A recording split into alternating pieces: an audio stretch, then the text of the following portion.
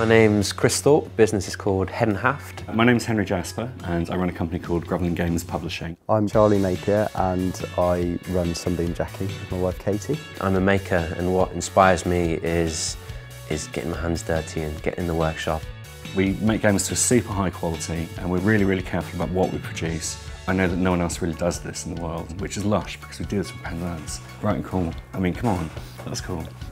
We had this idea of a parasol. It was just an image in my mind. I'd seen this parasol somewhere in a film and we decided to see if we could create that thing using the fabrics that we now use, so antique and vintage fabrics, and it kind of snowballed from there. The way the whole company started, I had a break in between two jobs and I was really interested in how a board game company would actually operate. I think most people start this by coming up with an idea for a game and going with that.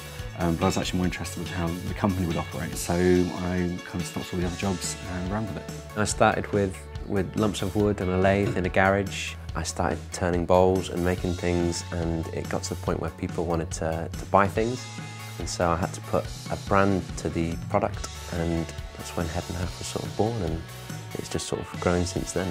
Well, what we're doing is based on creativity.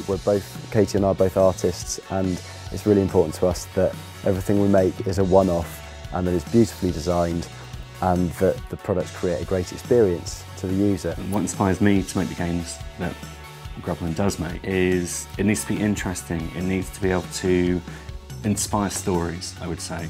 So I want people to play the game and then have a story about the game which they can tell someone else about. So it's like, oh, I had this game, this happened in this game, all this kind of thing. That's how I want it to work. We're actually going to start employing somebody, which is really exciting for us. It's the first time it's happened, and it's the first time that work has, got to the level where it's too much for me to do on my own. Part of our aims within the Unlocking Potential support was to develop business to a point where we will be employing people.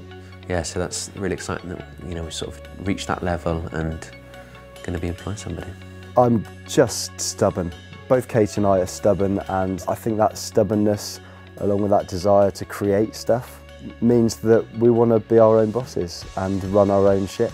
We're now stocked in Liberty, and we wouldn't have got to that stage, I don't think, without the help of Unlocking Potential. We would have got there, we're confident that we would have got there, but I think Unlocking Potential took us seriously and helped us take ourselves seriously too.